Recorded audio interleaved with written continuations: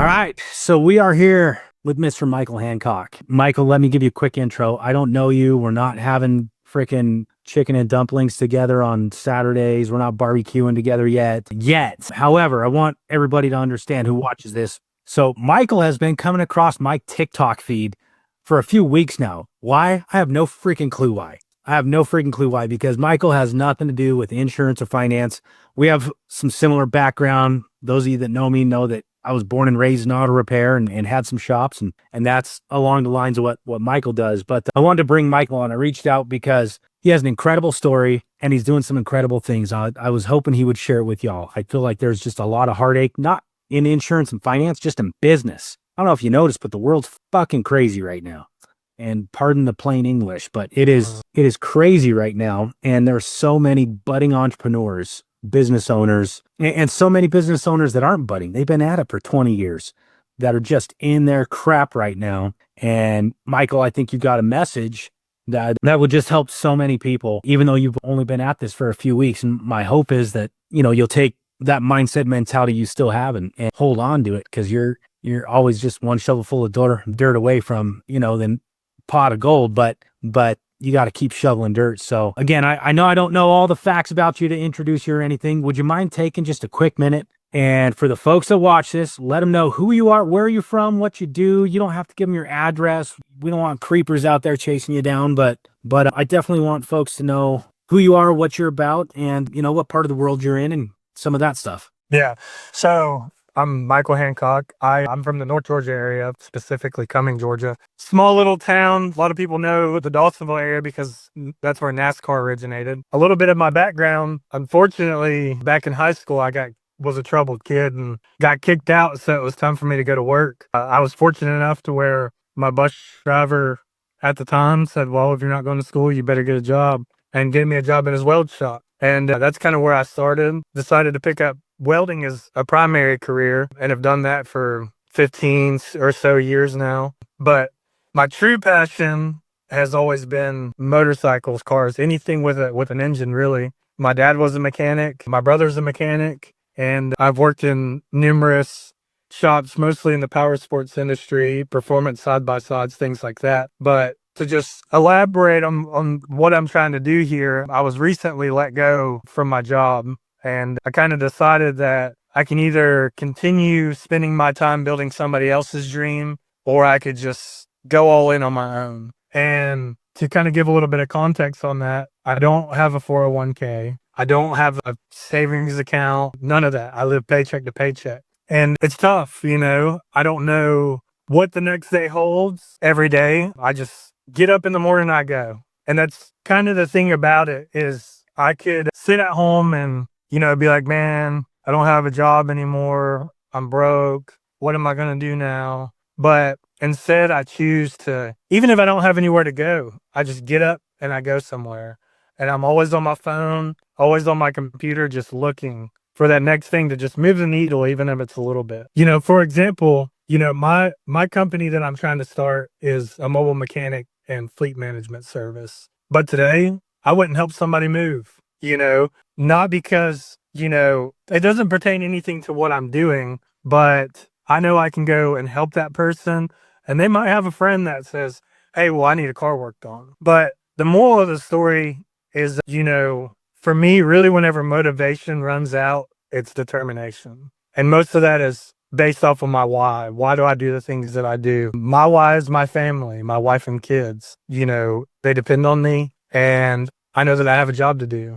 And I decided to kind of start my own thing because I know what it feels like to wake up every morning and just dread it, So I'm, here and I'm winging it, and I'm just moving the needle a little bit at a time. And that's really what the big payoff is for me. If I can just wake up every day and I can put my shoes on and get dressed and just move that needle, even if it's an inch, that gets me closer to my goal. Dude, I think there's so many things to unpack in that alone, because that's like you mentioned, when motivation runs out, it's determination that carries you through.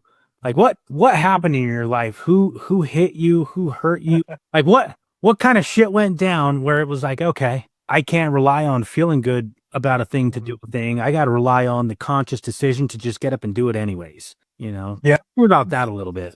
So it's kind of a long story to unpack, but just to sum it up here, I come from a long line of drug addiction, to be blunt about it. I essentially cut ties with most of my family whenever I started having kids because, I had two routes that I could go. And unfortunately, when I was younger, I was going down the latter half. I could follow in my family's footsteps and, go down the rabbit hole and, with drugs or whatever the case was. And the thing that I always got from them was it was always the story of like, woe is me. Like, I don't get these opportunities. I don't, everybody else has it so great, but I'm this. And without realizing that that was based off the decisions that they made. And I don't take failure lightly, it's just something that sparked in me, I guess you could say a little bit later in life. It took me a while to learn that. But just based off of that background and seeing, my family personally,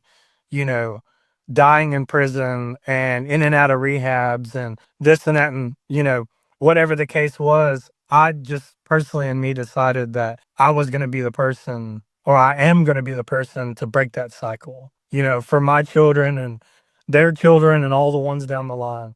My goal is to get to a point to where I can break this in a way to where my grandkids don't even have to know that we came from that. So that's really what it is. And a long line of being a troubled child and people telling me that I was never going to make it.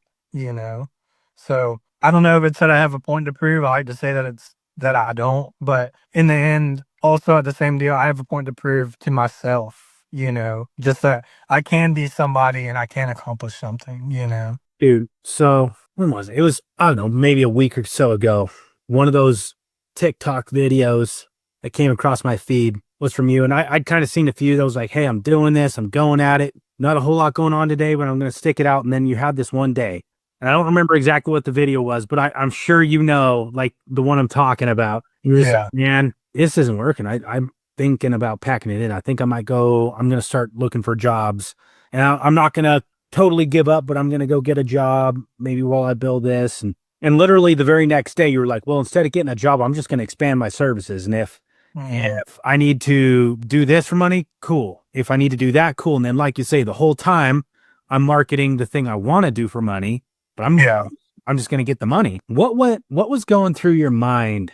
Kind of two-part question. What went through your mind the day that you woke up? And I know the day, the video I'm talking about. Yeah, I know exactly. What was going through your mind, and more importantly, what was going through your heart? Because you were not in a good place there. And feel free to be a little bit vulnerable. Nobody's going to make fun of you, and if they do, they can get the hell out of my groups. That's for damn sure.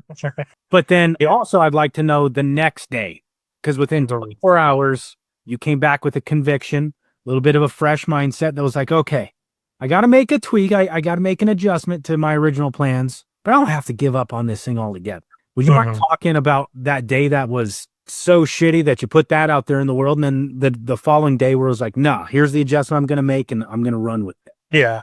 Yeah. So just like anybody, I have bad days, unfortunately, a lot of times I do kind of battle some depression, but a lot of it falls back to just being scared in general, taking a leap into something that, I'm not, doesn't really particularly fit my skill set. I'm kind of learning this as I go. And, the bills are due and people that depend on me. And really what it comes down to is didn't feel like I was delivering, I didn't feel like I was going to be able to deliver, and, it really, really takes a toll on me whenever I have to sit back and think and I go, man, my kids don't know that I can't afford groceries next week, and so that's kind of where a lot of that comes from is, like I said, not every day is great, and it's not going to be, but, then I kind of sit down and I reflect on things. And me personally, I'm one of those people, I feel like what you put out into the world is what you get back. And so if I'm just sitting here and I'm like, man, this isn't working, I didn't make any money today or this week or, whatever the case, then that's going to be the path that I'm going to continue on, because I don't know about you, but if somebody comes to me needing a job done, I'm like, well, I don't know if I'm going to be able to do it. I didn't really make any money last week. I can't afford to buy parts or whatever, they're not going to want to hire me, you know. But, you know, it's essentially that was the deal. Is I just sat down and I reflected and I said, you know, if I keep putting this negative energy out into the air, then that's what I'm going to get in return. So let me flip that around. Let me think positive. Like maybe yesterday was a bad day. I'm going to regroup and we're just going to keep pushing, you know. And then what I put out is what I'm going to bring back, you know. Was there anything like, you know, you said, what do you do to decompress? Like you have that bad day and it's like, okay, I got to get my mind right. Do you go fishing? Do you go shoot some shotguns? You share a bowl of sugar with somebody? I don't know. Like, what's your decompression mechanism that allows you to just kind of blow off that steam, but don't spend the next month blowing off steam? You just get it off your chest. You wake up tomorrow with that fresh mindset. So for me, it's dirt bikes, man. Getting out in the woods and, you know, pushing the throttle. I've always told my wife doesn't really, she gets it, but she also doesn't understand it at the same time. She's like, you're just an adrenaline junkie. Whenever I go out into the woods and I ride my dirt bike, I am not focused on anything but not dying. And that's really the thing is I'm one of those people, my brain is always at 100, you know. I'm always thinking about things. What's the next move? What's the next step? You know, what's my plan? But, you know, even if I'm not on the dirt bike, dude, I just get out in the woods. You know, it's quiet, it's peaceful. I can just clear my mind. I'll go out there and I'll cut trails. I'll take me a machete and I'll just chop away. But the big thing is, yeah, I just get out in the woods and ride my dirt bike. You don't really have any other options but to only think about not crashing.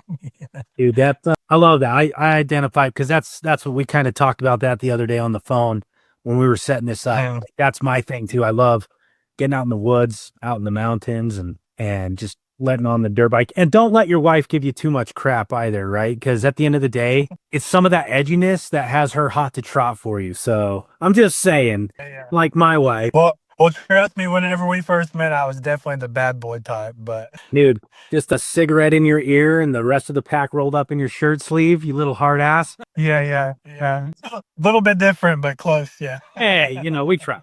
We try. I'm thinking like sharks and jets and anyways. Nah, bro, I know I told you I would only take a few minutes of your time. I know it's later back there and I don't want to keep you from your family. I have a couple more questions if you've got the time that I think folks would find some value in. Question number 1 here. In your budding entrepreneurial journey, what's been the absolute most heartbreaking, devastating part of it? That's a hard question because I don't really feel like I've gotten there yet. I mean, starting is hard, you know, because I'm definitely the type of person that whenever I do something, I want to do it 150%, you know, and that was, you know, one of the things that I had talked about in my previous videos is like, when you start doing these things, like nobody tells you about like, you know, do you have your Google listing? Do you have your Facebook page?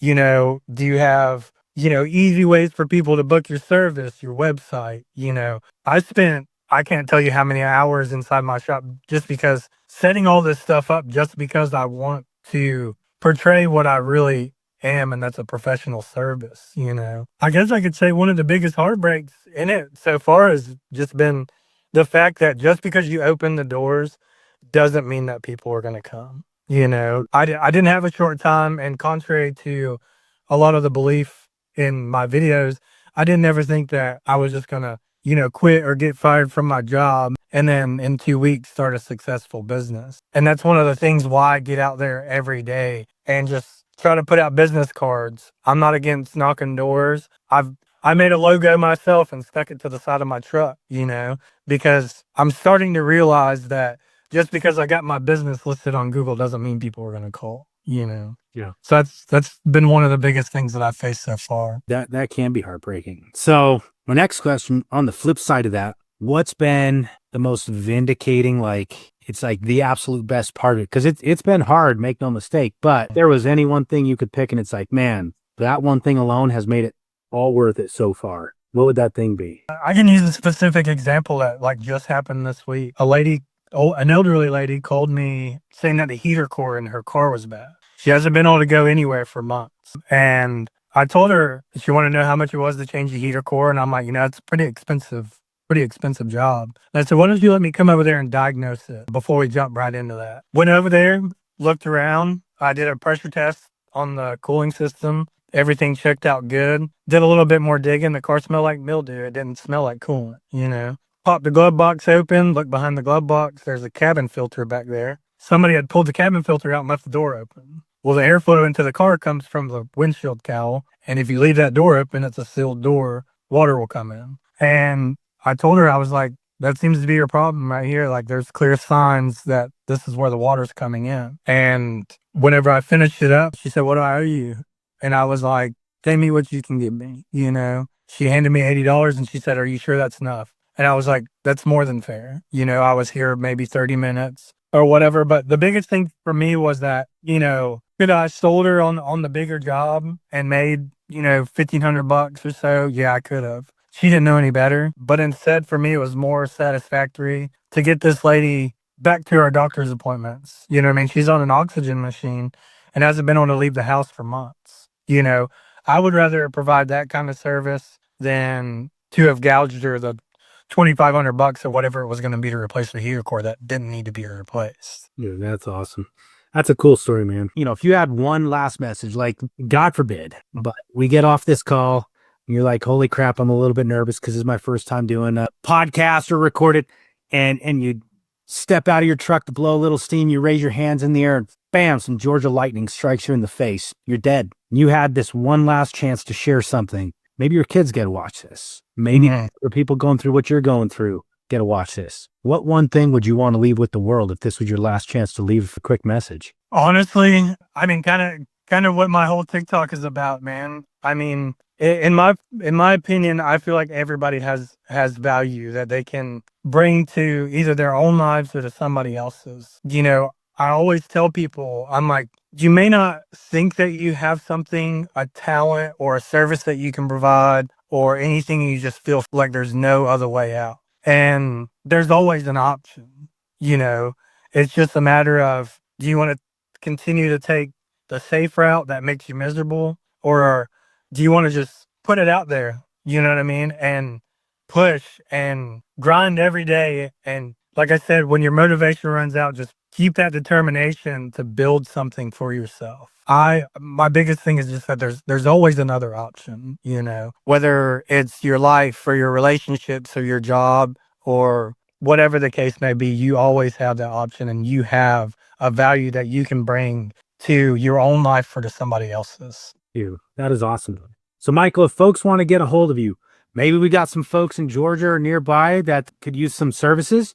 Maybe we've just got some other business owners that want to reach out and support you and get to know you because they like you. Where can folks get a hold of you? Email? What's your TikTok handle? Just how do folks get a hold of you? Yeah, so my TikTok is Building From Broke. I have a website for my company, which is apexfleetgeorgia.com. My email is apexfleetgeorgia.com also. And I don't even mind. My phone number is 678-617-6446. If you got advice, opinions, you know, marketing ideas, if you just want to talk, whatever the case may be, I'm here for it. And that's badass. Hopefully you don't get too many creeps calling you. Yeah. Ladies, he's a married man. Yes. He's a married man. So cool, bro. Anything else you want to leave folks with before we wrap it up? Yeah, I mean, just like I said, wake up every day and push that needle forward, even if it's just a little bit. God, love that, brother. I appreciate you, man. Thank you.